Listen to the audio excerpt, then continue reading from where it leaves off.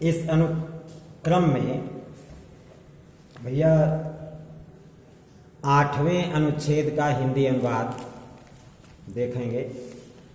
अष्टम और नवम को भी ले लीजिए, 8 और 9 एक साथ पढ़ डालिए। समयाभाव के कारण अधिक समय का वीडियो बन करके यूट्यूब पर लोड होने में समस्या होती है, इसलिए थोड़ा स्पीड में हम रहते हैं, इसके लिए क्षमा चाहते हैं। लेकिन आप पकड़ने का प्रयास करिए, मेरे साथ चलने का प्रयास करिए, जो मैं बोलता रहूं उसी लाइन को आप किताब से देखते हुए यदि परिश्रम करेंगे तो निश्चित रूप से अनुवाद आपके समझ में आएगा।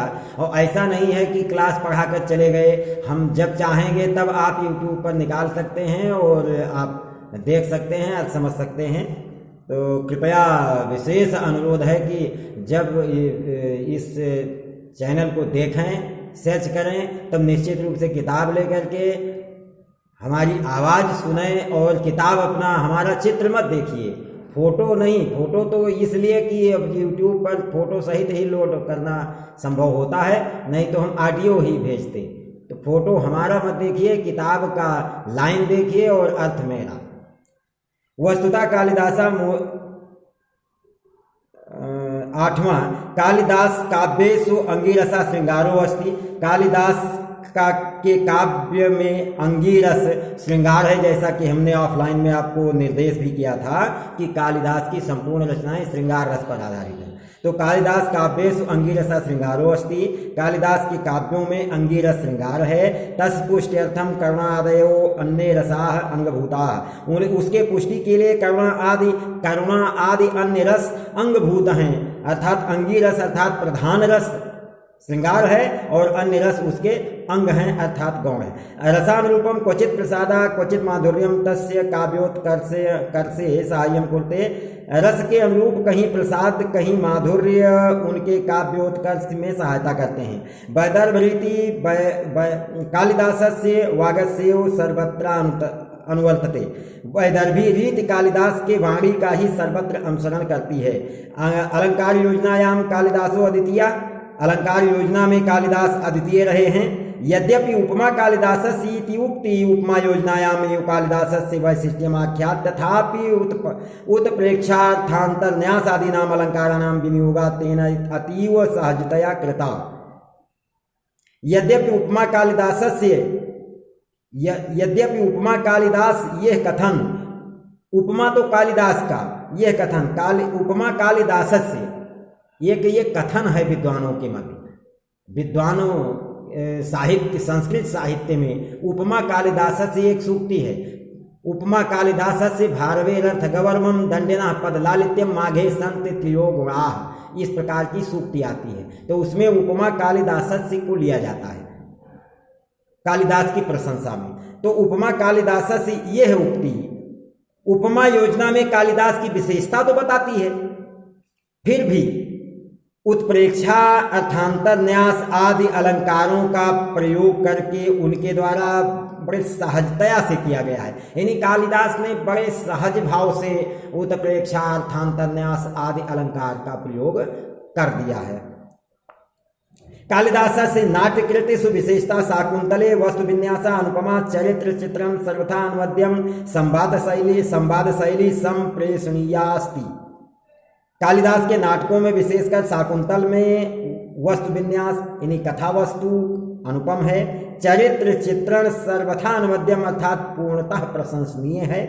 संवाद शैली संप्रेषणीय अस्ति, यानी संवाद शैली यानी डायलॉग, इम्प्रेसिव डायलॉग, यानी जो भी पात्र जो भी डायलॉग करते हैं वो प्रभावी होता है, इम्प्रेसिव। संवाद शैली संप्रेषणीय सममेव भारतीय संस्कृति अनुमतानां धर्मार्थ काम मोक्ष मूलानां मानव मूल्यानां प्रकाशनम कालिदासस्य वैशिष्ट्यम अस्ति। इसके साथ ही भारतीय संस्कृत साहित्य भारतीय संस्कृति के अनुसार धर्म अर्थ काम और मोक्ष का मूल मानव का मूल्य का प्रकाशन कालिदास की विशेषता रही है। इन्हीं अर्थात भारतीय संस्कृति के अनुसार धर्म अर्थ काम मोक्ष ये मानव का मानवीय मूल्य का प्रकाशन कालिदास की विशेषता रही है, अर्थात भारतीय संस्कृति से हट करके कोई लेखनी कालिदास ने चलाई नहीं है। आश्रम वासनीम शकुंतलाम निर्वाणी मनसि काम प्ररोहम अनुभूय दुष्यंतः तावत् शांतिम न लभते यावताम क्षत्रिय परिग्रह क्षमाम विश्वामित्र से दुहितामित न अवेति। अब ये थोड़ा सारगर्भित हो जाता है वाक्य, अर्थ क्लियर नहीं होता है, इसको देखें। कालिदास ने भारतीय संस्कृति की रक्षा करते हुए ही अपनी लेखनी चलाई है। इसका एक उदाहरण प्रस्तुत करते हैं कि आश्रमवासिनी शकुंतला को देख करके मन में उठे हुए काम भाव से दुष्यंत तब तक शांति नहीं प्राप्त कर सके जब तक क्षत्रिय द्वारा ग्रहण करने योग्य विश्वामित्र की पुत्री है इसको नहीं जान पाए, क्योंकि दुष्यंत क्षत्रिय थे और शकुंतला चूंकि कण्व ऋषि के आश्रम में रह रही थी इसलिए वो ब्राह्मण की पुत्री मानते थे और क्षत्रिय ब्राह्मण की पुत्री के साथ विवाह नहीं कर सकता और दुष्यंत का मनोभाव शकुंतला से विवाह करने का आ गया तो उनके मन में पछतावा। ये कालिदास की लेखनी की क्षमता है, काल्पनिक क्षमता देखिए कि काम उत्पन्न होने के बाद दुष्यंत तब तक शांति नहीं प्राप्त और जब उनको पता चला कि ये शकुंतला और विश्वामित्र की पुत्री यानी क्षत्रिय पुत्री है तब उनको शांति प्राप्त हुई। कर्णवस्य अनुज्ञां विना गंधर्व विघ्ना कृता विवाह उभावपि तावत् प्रताड़यति एकता शकुंतला मारीचाश्रमे तपश्चरणेन अवज्ञा जनितं कर्षं न क्षालयति। कर्ण की आज्ञा के बिना किया गया गंधर्व विवाह तब तक दोनों को पीड़ित करता रहा जब तक कि शकुंतला मारीच के आश्रम में तपस्या करके आत्मशुद्धि नहीं कर लिया और अवज्ञा जनित पाप नहीं नष्ट कर दिया। यानी प्रायश्चित करना होता ना, कोई पाप करते हैं तो उसका प्रायश्चित होता है। तो जब बिना अनुमति के कर्ण के और शकुंतला ने दुष्यंत से विवाह कर लिया तो उसका पाप का प्रायश्चित करना पड़ा कि वियोग में मारीच के आश्रम में शकुंतला रही।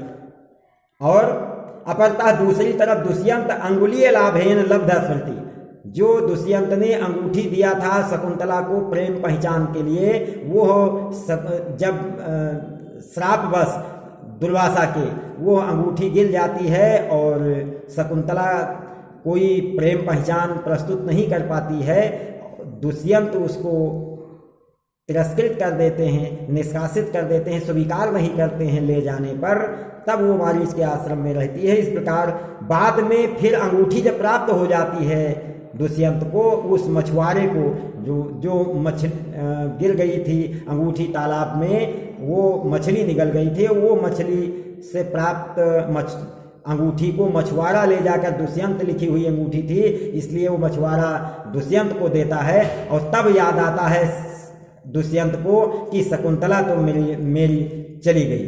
अब वो पश्चाताप करते हैं और वो वियोग रूपी यानी लब्ध स्मृति सन जब याद आती है शकुंतला तो लब्ध स्मृति सन याद आने पर भी भृशम पीडमाना अत्यधिक पीड़ित होते हैं और प्रायश्चित अग्नौ आत्मशुद्धिम न कुरुते, जब तक प्रायश्चित रूपी अग्नि में अपने आत्मशुद्धि नहीं कर लेते तब तक शकुंतला और दुष्यंत का मिलन नहीं होता है। ये भारतीय संस्कृति का एक पुट कालिदास ने दिया कि बिना परमिशन के यदि पुत्र कोई या पुत्री कोई कहीं वो अपना विवाह संबंध स्थापित करते हैं तो ये भारतीय संस्कृति के गौरव के अनुरूप नहीं है। ये भारतीय संस्कृति ऐसा परमिशन नहीं देती है, अनुमति नहीं देती है। कालिदास का यह निष्कृष्ट अर्थ है। तदंतरम एव तयोः दाम्पत्य प्रेम निष्कलशम भवति, और जब दोनों आत्मशुद्धि कर लेते हैं तदंतरम एव तभी यह दोनों को दाम्पत्य प्रेम निष्कलशम भवति, दोनों का पति पत्नी प्रेम दाम्पत्य प्रेम निष्कलुष हो जाता है, पाप रहित हो जाता है, अर्थात परम पवित्र संबंध हो जाता है। और पुत्र उपलब्धौ च परिणमते, और पुत्र उपलब्धि में बदलता है, अर्थात संतान प्राप्ति भी का सुख प्राप्त करते हैं। रघुवंशे कालिदासा रघुवंशिणाम चित्रणम यथा करो तथा भारतीय जीवनस्य उदात्ता दर्शनाम सम्यक निदर्शनम भवेत रकुल राजाना प्रजा क्षेमाय बलिम आहरण। रघुवंश में कालिदास रघुवंशियों का चित्रण इस प्रकार करते हैं जैसा कि भारतीय जनजीवन के उच्च आदर्शों का निदर्शन कर सकें, उच्च भारतीय आदर्श को प्रस्तुत कर सकें। इस दृष्टि से रघुवंश का लेखन किया है, रघुवंश में चित्रण भारतीय आदर्श का किया है। रघुकुल जा राजाना प्रजा क्षेमाय बलि महारन, यानी रघुकुल के राजा प्रजा कल्याण के लिए बलि अर्थात लगान को लेते थे, यानी प्रजा टैक्स जो राजा यानी कोई भी सरकार अपने पब्लिक से टैक्स लेती है, क्यों लेती है? प्रजा कल्याण के लिए टैक्स लेती है। एक तरफ टैक्स लेती है, दूसरी तरफ उसको फिर पब्लिक में बांटती है। तो इसी प्रकार रघुकुल के राजा सदैव प्रजा कल्याण के लिए ही टैक्स लेते थे, अपना राज्य कोष भरने के लिए नहीं लेते थे। मित संयत भाषिणा ते सदा सत्यनिष्ठा आसन, कम और संयमित भाषी वह सदा सत्यनिष्ठ हुआ करते थे, इन्हीं रघुकुल के राजा। यशः कामास्ते तदर्थम प्राणान अपि त्यक्तुम सदैव दता भवन, यश की कामना वाले वह सदैव उसके लिए अपना प्राण भी दे देने के लिए सदैव रहते थे। जैसे कि रघुकुल रीति सदा चली आई, प्राण जाए पर वचन न जाए, ऐसा रामचरितमानस में जो लिखा है। केवल संतति अर्थे ते गृह मेधिनो बभूवुः, वो केवल संतान प्राप्ति के लिए ही गृहस्थ हुआ करते थे, अर्थात विवाह करते थे।